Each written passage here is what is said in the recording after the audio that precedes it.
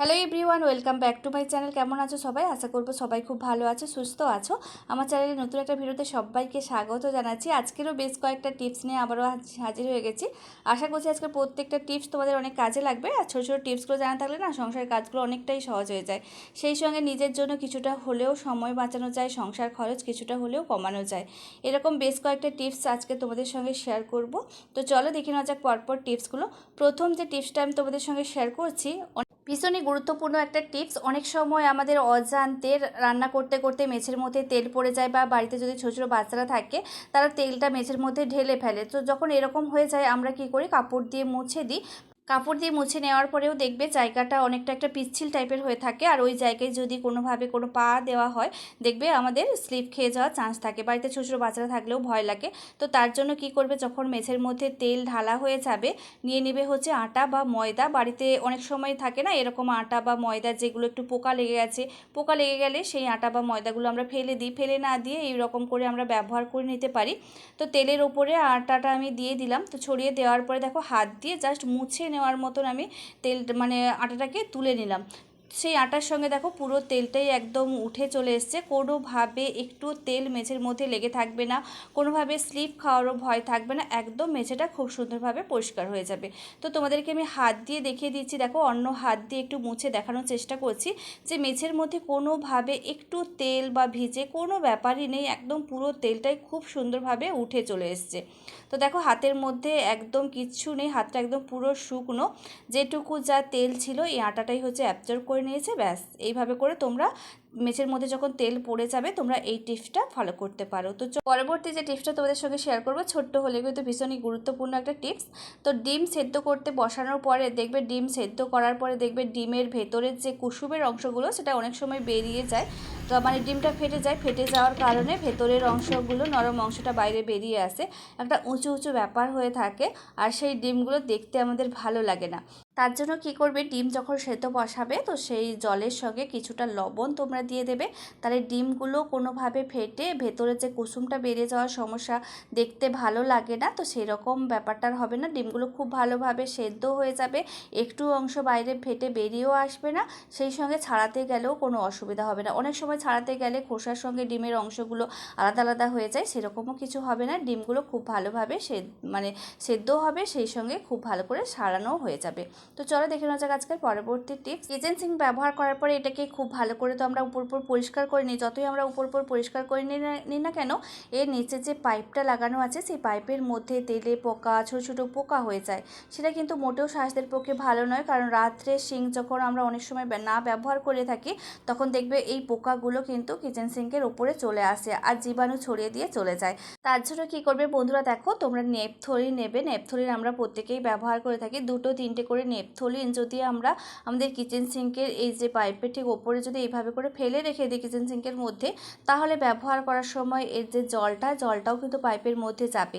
আর এই নেপথলিনের একটা তীব্র গন্ধ আছে, সেই গন্ধে পোকামাকড় যদি থাকে সেগুলো মারাও পড়বে, বা নতুনভাবে কোনোভাবে পোকা বা মানে আরশোলা কোনোভাবে এর মধ্যে আর আসবে না। এইভাবে করে তোমরা তোমাদের যে ওয়াশ বেসিন আছে, ওয়াশ বেসিনের মধ্যেও 2-3টে নেপথলিন রেখে দেবে, তাহলে সেই পাইপটাও একদম ক্লিয়ার থাকবে, তার মধ্যে কোনোভাবে কোনো পোকামাকড় আর হবে না। তো চলো আজকের পরবর্তী টিপসটা দেখে নেওয়া যাক। তো দেখো বাজার থেকে এখন আমরা যেই জিনিসটা কিনে নিয়ে আসি না কেন, মনের মধ্যে একটা খুঁতখুঁত হতেই থাকে যে এটার মধ্যে ভেজাল মেশানো আছে কিনা।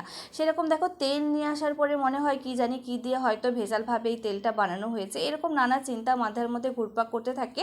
সবসময় চেষ্টা করবে একটু যদি পরীক্ষা করে নিতে পারি তাহলে সেই মানে মনের মধ্যে একটা শান্তি পাওয়া যায়। তো সেই জন্য দেখো তেল যখন তোমরা বাজার থেকে নিয়ে আসবে একটু পরীক্ষা করে নেবে যে তেলটা খাঁটি রয়েছে নাকি এর মধ্যেও ভেজাল মেশানো রয়েছে। সেই জন্য তোমরা কি করবে, 4-5 ঘন্টার জন্য তোমরা ডিপ মানে ফ্রিজের মধ্যে তোমরা এই তেলটাকে রেখে দেবে।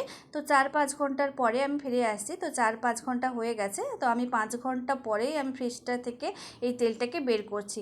তো ফ্রিজের মধ্যে তেলটা রাখার পরে যদি দেখো যে কোনোভাবে মানে জমাট বেঁধে গেছে, তাহলে ভাববে যে এর মধ্যে ভেজাল মেশানো রয়েছে। আর যদি দেখো যে না একদম তরল রয়েছে, তাহলে ভাববে যে এর মধ্যে কোনো ভেজাল মেশানো নেই, এটা একদম খাঁটি সরষের তেল।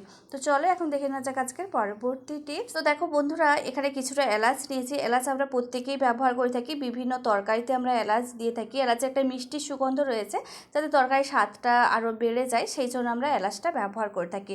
কিন্তু বাড়িতে যদি একটু বেশি পরিমাণে এনে একটু বেশি দিনের জন্য রেখে দিই হাওয়া বাতাস পেয়ে, এটা কি হয়, এর যে একটা সুগন্ধ, সেই সুগন্ধটা থাকে না, অনেকটাই নরম হয়ে যায়।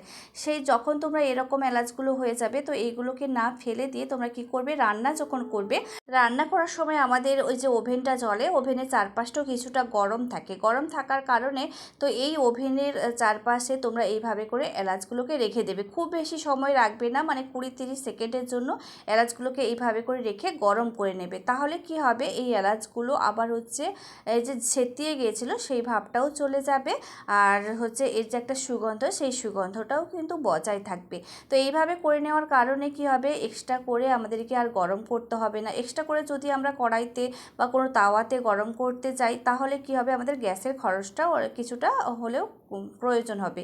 কিন্তু এইভাবে করে রান্না করতে করতে করলে, যেহেতু রান্না হচ্ছে বেকার বেকার, আমাদের ওভেনটা কিছুটা গরম আছে, আমরা এইভাবে করে ব্যবহার করে নিতে পারি। তো দেখো, আমি এখন যে আইডিয়াটা তোমাদের সঙ্গে শেয়ার করব, এখানে আমি একটা কাঁচের গ্লাস দেখতে পাচ্ছ, নিচটা কিছুটা ভেঙে গিয়েছিল। তো ভেঙে যাওয়ার কারণে এই ভাঙা গ্লাসটাকে আমি ফেলে দিইনি। আমরা নর্মালি কী করি, কাঁচের জিনিসপত্র ভেঙে গেলে ফেলে দিই। তো একটু আধটুকু যদি ভেঙে যায়, তোমরা এইভাবে করে কাজে লাগিয়ে নিতে পারো। তো আমি একটা আইডিয়া তোমাদের সঙ্গে শেয়ার করছি। আসলে যখন তৈরি করেছিলাম ভিডিওটা করা হয়নি, তো ভাবলাম জিনিসটাই তোমাদেরকে দেখিয়ে দিই, তোমরা কিছুটা হলেও আইডিয়া পেতে পারো।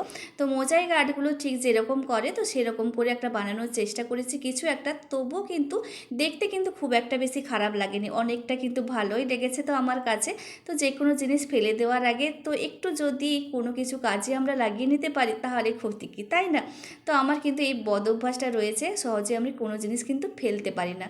তো ভাবলাম এটার মধ্যে কি রাখবো, তো ভাবলাম যে এটার মধ্যে কিছু যদি গাছ আমরা রেখে থাকি, তাহলে সেটাও কিন্তু দেখতে কিন্তু খুব একটা নিহাতি খারাপই লাগছে না। বা হচ্ছে পেন স্ট্যান্ড হিসেবে যদি এটাকে আমি ব্যবহার করি, তো সেটাও কিন্তু কোনোভাবেই খারাপই লাগছে না। তো এইভাবে করে তোমরা ফেলে দেওয়া জিনিসগুলো কিন্তু বিভিন্ন কাজে কিন্তু তোমরা ব্যবহার করতে পারো। এই আইডিয়াটা তোমরা কাজে লাগাতে পারো যদি তোমাদের কাছে কোনো ভাঙা গ্লাস থেকে থাকে। ফ্রিজের মধ্যে